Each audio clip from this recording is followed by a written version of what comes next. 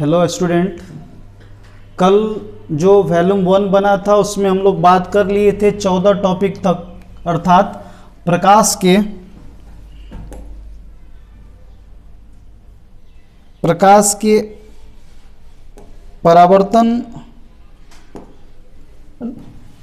परावर्तन के नियम की बात हो रही थी, जिसमें बता चुके थे कि प्रकाश के परावर्तन की क्रिया में क्या होती है। मुख्यतः दो नियम होते हैं। पहला नियम क्या होता है कि किसी माध्यम से आती प्रकाश की किरणें, ये माध्यम क्या हो सकती है, सूर्य का प्रकाश, लैंप, लालटेन, जिससे भी प्रकाश उत्सर्जित हो रही है, आने वाली प्रकाश की किरणें यहाँ से पड़ने के बाद इसी दिशा में लौट जाती है। इसको हम लोग क्या कहते हैं, आपतित किरण, और इसको कहते हैं परावर्तित किरण। तो आपतित किरण और परावर्तित किरण, और इस पर जब क्या डाल देते हैं, नॉर्मल लंब डाल देते हैं, जिसको हम लोग अभिलंब कहते हैं। तो आपतित किरण, परावर्तित किरण और अभिलंब एक ही बिंदु, आपतन बिंदु पर एक ही तल में होते हैं, और आपतन का कोण परावर्तन के कोण के बराबर होता है। नियम नंबर 1 क्या हुआ, पहला नियम होता है कि आपतित किरण, परावर्तित किरण तथा आपतन बिंदु पर डाला गया लंब, अभिलंब तीनों एक ही तल में होते हैं। और दूसरा रूल कहता है कि आपतन का कोण परावर्तन के कोण के बराबर होता है, यानी आपतन का कोण परावर्तन कोण के बराबर होता है। यदि आपतन के कोण को I से सूचित करते हैं और परावर्तन के कोण को हम किससे सूचित करें, R से सूचित करें, तो कोण I = हो जाता है कोण R। अब कल बता चुके थे कि अगर I का वैल्यू 60 डिग्री है तो R का वैल्यू भी 60 डिग्री होगा। लेकिन यहाँ पे क्वेश्चन क्या करता है कि जब अभिलंब आपतित होगी तो इसी दिशा पर परावर्तित हो जाती है। ऐसे में I का वैल्यू जो होता है वो 0 डिग्री हो जाता है, और R का वैल्यू भी कितना डिग्री हो जाता है, 0 डिग्री हो जाता है। अब आगे बात कर रहे थे कि प्रतिबिंब यानी इमेज क्या होता है। हम अक्सर दर्पण के सामने जाते हैं तो हमारे जैसा चेहरा उसमें दिखाई देने लगता है, यही वास्तव में प्रतिबिंब होता है। यानी जब किसी वस्तु से प्रकाश की किरण चलकर किसी दर्पण से समायोजित होने के बाद उसी के जैसा एक चित्र बनाती है, जिसे हम प्रतिबिंब कहते हैं। और ये प्रतिबिंब दो प्रकार का हो जाता है। एक होता है वास्तविक प्रतिबिंब। प्रतिबिंब कितने प्रकार का हो जाता है, 2 प्रकार का हो जाता है। नंबर 1 होता है वास्तविक प्रतिबिंब। अब बात करते हैं वास्तविक प्रतिबिंब क्या होता है, रियल इमेज होता क्या है। तो जैसे हम बात करें कि ये मान लीजिए एक दर्पण हो गया, अवतल दर्पण।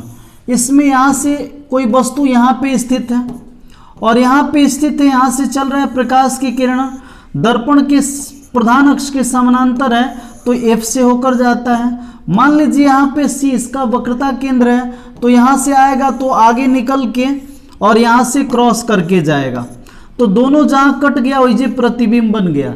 तो चूंकि वास्तविक रेखा जो निकल रहा है और जा रहा है, मिल रहा है, उससे बन रहा है, इसलिए प्रतिबिंब वास्तविक होता है। और यदि यही एक अवतल दर्पण होता और इसमें यहाँ पे F होता, यहाँ C होता और वस्तु यहाँ हो जाती, तो क्या होता, प्रधान अक्ष के समानांतर जाती और वापस होकर निकल जाती। दूसरा वस्तु से आती प्रकाश की किरण सीधे सीधे निकल जाती। तो दोनों कंडीशन में क्या हो जाता, दोनों कंडीशन में अभी क्या हो रहा है, नहर के मुहाना की तरह आगे बढ़ रहा है, तो मिलेगा नहीं। ऐसा हम कल्पना करते हैं कि पीछे जाकर कहीं ना कहीं मिलेगा, तो पीछे जाकर जहां मिल रहा है प्रतिबिंब वही बन गया। चूंकि ये कल्पना की हुई रेखाओं के मिलने से बन रहा है, इसलिए ये प्रतिबिंब काल्पनिक प्रतिबिंब कही जाएगी। अब सीधा सीधा इसमें क्या देख रहे हैं, तो हम ये देख रहे हैं कि काल्पनिक प्रतिबिंब जो हो रहा है सीधा हो रहा है, और वास्तविक प्रतिबिंब क्या हो रहा है, उल्टा हो रहा है। काल्पनिक प्रतिबिंब दर्पण के पीछे हो रहा है और वास्तविक प्रतिबिंब दर्पण के आगे हो रहा है। तो आगे जब होगा तो ये क्या होगा, इधर जब होगा तो इसकी दूरी ऋणात्मक हो जाएगी और यहां से इधर दूरी धनात्मक हो जाएगी। अब आपसे कोई कहे कि वास्तविक प्रतिबिंब और काल्पनिक प्रतिबिंब में क्या अंतर है, वास्तविक एवं काल्पनिक प्रतिबिंब में क्या अंतर है, तो वास्तविक प्रतिबिंब क्या होता है, वास्तविक रेखा के मिलने से बनता है। वास्तविक रेखा के मिलने से बनता है, मिलने से बनता है, जबकि काल्पनिक प्रतिबिंब काल्पनिक रेखा के मिलने से बनता है, मिलने से बनता है। आगे फिर देख रहे हैं कि वास्तविक प्रतिबिंब जो हो रहा है क्या हो रहा है, उल्टा हो रहा है, और काल्पनिक प्रतिबिंब क्या हो रहा है, सीधा। तो वास्तविक प्रतिबिंब क्या हो जाता है, उल्टा, और काल्पनिक प्रतिबिंब क्या हो जाता है, सीधा होता है। वास्तविक प्रतिबिंब जो होता है दर्पण के आगे होता है, और काल्पनिक प्रतिबिंब हमेशा दर्पण के पीछे बनता है, दर्पण के पीछे बनता है, पीछे बन रहा है। काल्पनिक प्रतिबिंब वास्तविक को पर्दा पर लिया जा सकता है, पर्दा पर लेना संभव है, लेकिन वास्तविक काल्पनिक यानी कल्पना की हुई चीज पर्दा पर नहीं हो सकती है। तो काल्पनिक प्रतिबिंब को पर्दे पर लिया, काल्पनिक पर्दा पर नहीं लिया जा सकता है, पर्दा पर लेना संभव नहीं है। अब आगे हो जाता है कि काल्पनिक प्रतिबिंब की दूरी, काल्पनिक प्रतिबिंब की वास्तविक की दूरी क्या होगी, धनात्मक ऋणात्मक होती है, और काल्पनिक की दूरी जो होती है धनात्मक होती है। यानी इस तरह से अगर वास्तविक और काल्पनिक प्रतिबिंब में कोई अंतर पूछता है तो आप आसानी से बता सकते हैं कि वह प्रतिबिंब जो वास्तविक रेखाओं के मिलने से बनता है उसे वास्तविक प्रतिबिंब कहा जाता है, और वह प्रतिबिंब जो काल्पनिक रेखाओं के मिलने से बनता है उसे काल्पनिक प्रतिबिंब कहा जाता है। वास्तविक प्रतिबिंब वास्तविक रेखा के कटने से बनता है, यह उल्टा होता है, और यह क्या होता है, सीधा होता है, या दर्पण के आगे होता है और यह दर्पण के पीछे होता है। यह पर्दे पर लेना संभव है, इसे पर्दे पर लेना संभव नहीं है। ये इसकी दूरी धनात्मक होती है और इसकी दूरी ऋणात्मक होती है।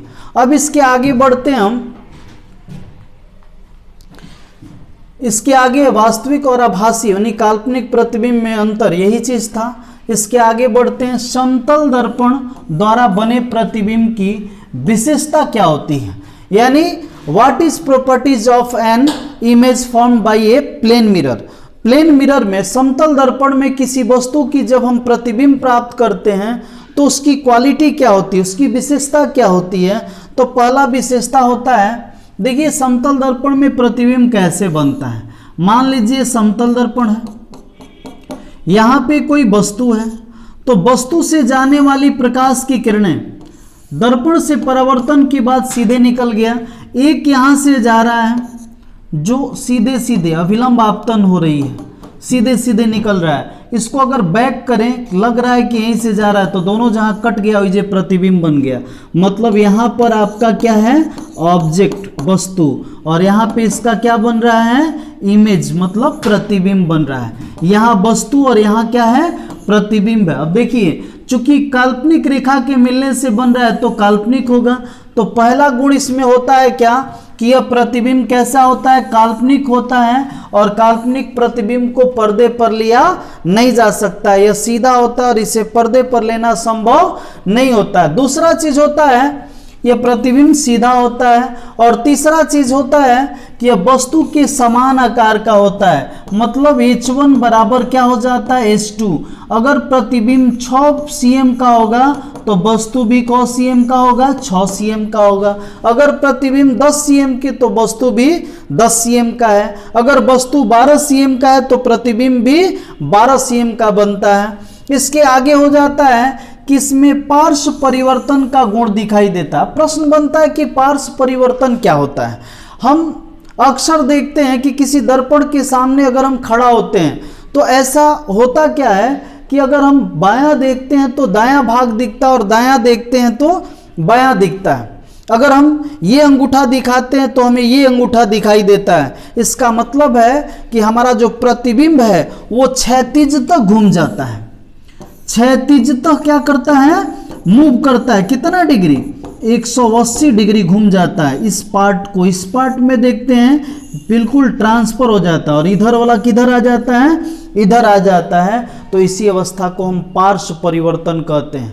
यानी दर्पण के सामने जब हम अपना चेहरा देखते हैं तो हमारा दायां भाग बायां दिखता है और बायां भाग दायां दिखता है। इसी परिवर्तन को हम पार्श्व परिवर्तन के नाम से जानते हैं। ये किसी भी दर्पण में पार्श्व परिवर्तन का गुण दिखाई देता है। चूंकि समतल दर्पण भी एक दर्पण है इसलिए इसमें पार्श्व परिवर्तन का गुण होता है। इसके अतिरिक्त और चीजें आ जाती है कि इसमें वस्तु दूरी प्रतिबिंब दूरी के बाद एक होता है कि इसमें वस्तु आकार प्रतिबिंब के आकार के बाद इसमें वस्तु दूरी और प्रतिबिंब दूरी भी आपस में क्या होती है, बराबर होती है। यानी जितनी दूर वस्तु होगी उतनी ही दूर प्रतिबिंब होगी। यू बराबर भी होता है। अगर ये 10 cm की दूरी पर है तो प्रतिबिंब भी कितना cm की दूरी पर बनता है, 10 cm पर बनता है। अगर 20 cm की दूरी पर है तो प्रतिबिंब भी 20 cm की दूरी पर बनता है। अगर 15 cm दूरी पर वस्तु है तो 15 cm दूरी पर दर्पण के पीछे प्रतिबिंब बनता है। साथ ही साथ इसमें एक और चीज होता है कि अगर दर्पण में वस्तु जो होता है दर्पण के सामने u वेग से जाता है तो प्रतिबिंब भी 2u वेग से आता हुआ प्रतीत होता है, यानी दुगना वेग से आता है। मतलब कि अगर कोई वस्तु 10 किलोमीटर प्रति घंटा के रफ्तार से चाहे 10 मीटर प्रति सेकंड के रफ्तार से दर्पण की ओर आ रहा है तो प्रतिबिंब का जो रफ्तार हो जाएगा 10 दूनी 20 मीटर प्रति सेकंड हो जाएगा, इसका दुगना हो जाता है। अर्थात यदि हम दर्पण की ओर 1 डेग बढ़ाते हैं तो ऐसा प्रतीत होता है कि प्रतिबिंब हमारी ओर 2 डेग बढ़ के आता है। ये स्थिति जो होता है उसी को हम कहते हैं क्या कि वस्तु दूरी प्रतिबिंब दूरी u वेग से, तो इधर क्या हो गया 2u वेग से। अब आगे हो जाता है कि प्रतिबिंब का विपरिवर्तन और पार्श्व परिवर्तन क्या है। पार्श्व परिवर्तन आपको बता दिए कि क्षैतिज तो घूम गया तो पार्श्व परिवर्तन हो गया, अर्थात बायां भाग दायां दिखे और दायां भाग बायां दिखे तो उसे हम पार्श्व परिवर्तन कहते हैं। लेकिन कभी कभी ऐसा होता है कि हम नदी के किनारे गए, जल शांत है, सायकाल या सुबह का समय है, तो क्या होता है जब हम नदी के किनारे खड़ा होते हैं तो क्या होता है, या तालाब के किनारे झील के किनारे खड़ा होते हैं तो हमारा चेहरा उसमें बनता है। प्राचीन समय में जब क्या था, दर्पण का आविष्कार नहीं था तो लोग चेहरा जल में ही देखा करते थे। तो ऐसी परिस्थिति में जब आप जाकर वहाँ खड़ा होइएगा या हम खड़ा होते हैं तो क्या देखते हैं कि हमारा नीचे का भाग ऊपर दिख रहा है और ऊपर का भाग नीचे, मतलब सीधा सीधा उदग्र अवस्था में परिवर्तन होता है। 180 डिग्री उदग्र हो जाता है, यानी ऊपर का सिर नीचे दिखने लगता है और नीचे का सिर जो होता है वो ऊपर दिखाई देता है। यानी उदग्र जब 180 डिग्री पर प्रतिबिंब घूम जाता है तो इसी को हम लोग विपरिवर्तन के नाम से जानते हैं। तो पार्श्व परिवर्तन की घटनाएं दर्पण में होती है और विपरिवर्तन की घटनाएं जल प्रतिबिंब बनने में दिखाई देती है। यानी विपरिवर्तन इन्वर्सन समझ में आ गया कि जिसमें क्या होता है जल प्रतिबिंब बनता है, और दूसरा हो जाता है पार्श्व परिवर्तन लेटरल इन्वर्सन जिसमें क्या होता है दर्पण प्रतिबिंब बनता है। अब इसके बाद होता है स्वयं जांच करें, टेस्ट योर सेल्फ। हम कितना अध्ययन किए और उसमें कितना ऑब्जर्व किए, कितना पकड़ पाए, इसकी जांच होती रहती है तो पता चलता है कि हमारा स्तर क्या है। और इस सभी क्वेश्चन को आप अपने स्तर से स्क्रीनशॉट ले करके और उसे लिखने का प्रयास कीजिए। ऐसे करने से क्या होगा, आपका सब्जेक्ट के प्रति जो अंडरस्टैंडिंग होगा, पकड़ होगा, वो मजबूत होता जाएगा। जैसे फर्स्ट क्वेश्चन दे रहा है बाबू प्रकाश पुंज क्या है, what is beam of light. सोचने वाली बात है कि बीम का मतलब होता है गुच्छा। किसका गुच्छा भाई, तो प्रकाश का गुच्छा। तो क्या होता है, प्रकाश कि किरणों का जो समूह होता है उसी समूह को हम क्या कहते हैं, उसी समूह को हम कहते हैं पुंज। यानी प्रकाश पुंज या किरण पुंज क्या होता है, तो किरणों के समूह को किरण पुंज या प्रकाश पुंज कहते हैं। किरण पुंज या प्रकाश पुंज जो होता है वो 3 वर्गों में बांटा जाता है। एक समानांतर प्रकाश पुंज, दूसरा हो जाता है अपसारी प्रकाश पुंज जो फैलता हुआ दिखाई देता है, और तीसरा हो जाता है आपका अभिसारी प्रकाश पुंज जो एक जगह सिकुड़ता हुआ दिखाई देता है। अब उसके बाद हो जाता है बाबू आत्मदीप्त पदार्थ और अदीप्त पदार्थ। आत्मदीप्त का मतलब वो प्रदीप्त वस्तु, प्रदीप्त जो प्रकाश उत्सर्जित करता हो। तो प्रदीप्त वस्तु क्या होती है? वे वस्तुएं जो स्वयं प्रकाश उत्सर्जित करती है उसे आत्मदीप्त वस्तु के नाम से जाना जाता है। अदीप्त वस्तुएं क्या होती है? वे सारी वस्तुएं जो प्रकाश उत्सर्जित नहीं करती है, जिसमें प्रकाश उत्सर्जन नहीं होता है, जैसे टेबल, कुर्सी, मेज, दीवार, ये सब के सब क्या होते हैं? अदीप्त पदार्थ कहे जाते हैं। यानी define self luminous and non luminous things. अब आगे है प्रकाश का परावर्तन क्या? What is reflection of light?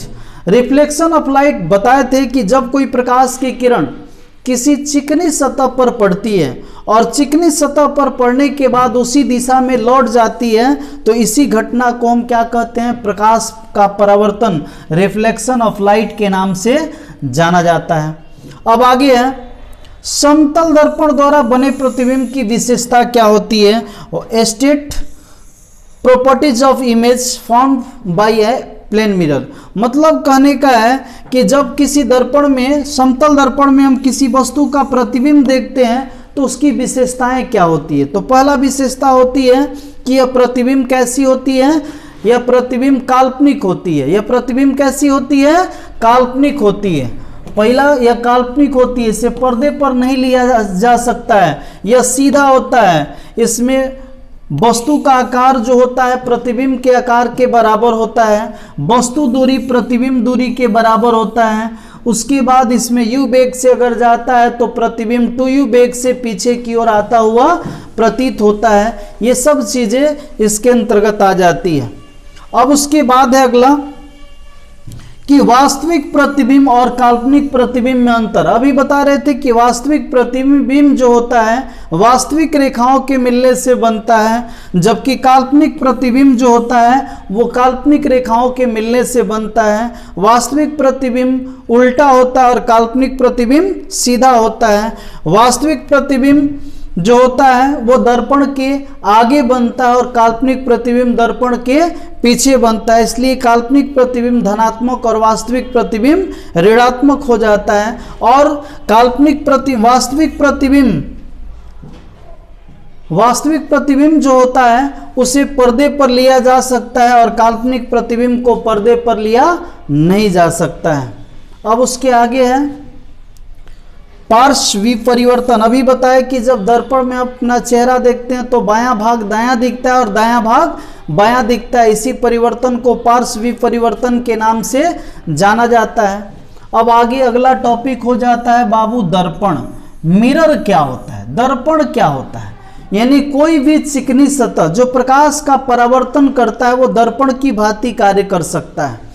जैसे मान लीजिए वह चिकनी और चमकीली सतह जो नियमित रूप से अर्थात निश्चित नियम के अनुसार प्रकाश का क्या करता है? परावर्तन करता है। तो ऐसी सतह को हम, ऐसी सतह जिसके पीछे का भाग रजतित यानी सिल्वर्डिंग किया हुआ होता है उसे दर्पण के नाम से जाना जाता है। आप देखे होंगे घर में जो शीशा होता है उस शीशा का खोल अगर निकालिएगा तो उसमें क्या होता है? लगभग पिंक कलर का पेंट किया हुआ होता है, वही रजतित हुआ था। यदि उसको हम खरोच देते हैं तो आर पार दिखाई देने लगता है, फिर वो दर्पण की भांति कार्य नहीं करता है, यानी वही सिल्वर्डिंग हुआ होता है। दर्पण के प्रकार, टाइप्स ऑफ मिरर। मिरर के कितने प्रकार होते हैं? तो मिरर के प्रकार जो होते हैं, मिरर के मूल रूप से मिरर के 3 प्रकार हो जाते हैं। मिरर के 3 प्रकार हो जाते हैं। फर्स्ट हो जाता है समतल मिरर। समतल दर्पण क्या होता है? जिसका परावर्तक सतह बिल्कुल क्या हो? समतल हो, तो उसको समतल मिरर के नाम से जानते हैं। दूसरा होता है गोलीय दर्पण।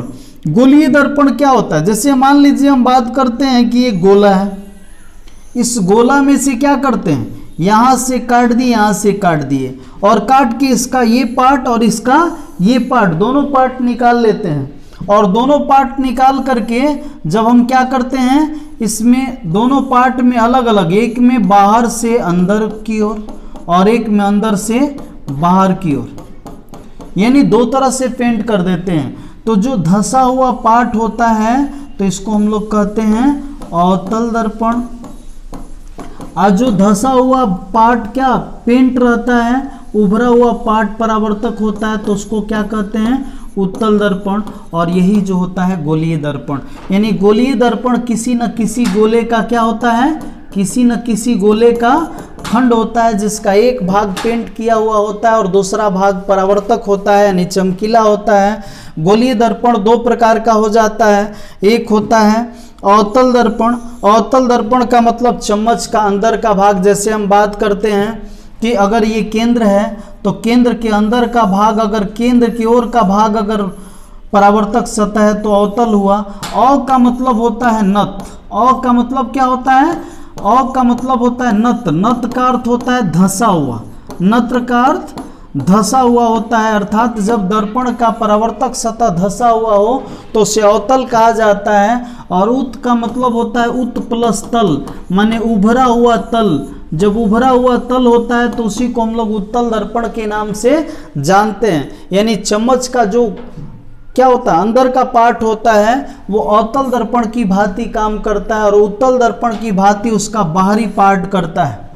अब इसके बाद हो जाता है परवलयी दर्पण। परवलयी दर्पण एक तरीका से क्या होता है अवतल दर्पण का अपवाद है। जैसे अवतल दर्पण इस तरह से होता है लेकिन ये बिल्कुल गोलाकार नहीं होगा, बिल्कुल गोलाकार नहीं होता है। तो ऐसे दर्पण को हम अवतल दर्पण के नाम से परवलयी दर्पण के नाम से जानते हैं। अवतल दर्पण का अपवाद जो होता है उसी को परवलयी दर्पण कहा जाता है। और परवलयी दर्पण का इस्तेमाल आजकल गाड़ी के हेडलाइट में किया जा रहा है। अब इसके आगे हो जाता है बाबू समतल दर्पण, प्लेन मिरर। वही बता दिए कि समतल दर्पण में क्या होता है परावर्तक सतह बिल्कुल समतल होता है। समतल दर्पण में परावर्तक सतह बिल्कुल क्या होता है समतल होती है, इससे समतल दर्पण कहा जाता है। गोलीय दर्पण, गोलीय दर्पण किसी न किसी गोले का खंड होता है। जिस दर्पण का परावर्तक सतह किसी खोखले गोले का भाग हो गोलीय दर्पण कहा जाता है। और यह गोलीय दर्पण दो प्रकार का हो जाता है, एक अवतल दर्पण जिसका परावर्तक सतह बिल्कुल क्या होता है, जिस दर्पण का परावर्तक सतह बिल्कुल धंसी रहती है अर्थात केंद्र की ओर होती है, अवतल दर्पण। अवतल दर्पण को हम लोग अभिसारी दर्पण के नाम से भी जानते हैं। अवतल दर्पण को अभिसारी दर्पण के नाम से भी जानते हैं। प्रश्न बनता है कि अवतल दर्पण को अभिसारी दर्पण क्यों कहा जाता है। तो हम देखिए बात करते हैं, यहाँ पे क्या है, ये एक अवतल दर्पण ले लिए, इसका ये अक्ष हो जाता है प्रधान अक्ष। प्रधान अक्ष के समानांतर आती हुई प्रकाश की किरणें दर्पण से परावर्तन के बाद हमेशा फोकस से होकर जाती है। तो एक जगह जाकर क्या कर रही है, अभिसृत हो जा रही है। एक जगह जाकर क्या हो रही है, मिल रही है। अभिसृत होना का मतलब होता है मिल जाना। एक जगह जाकर अभिसृत होना माने का मिलना, एक जगह मिल रही। इसी घटना के कारण उत्तल दर्पण को हम कौन दर्पण कहते हैं, अभिसारी दर्पण के नाम से जानते हैं। एक और क्वेश्चन करता है कि कौन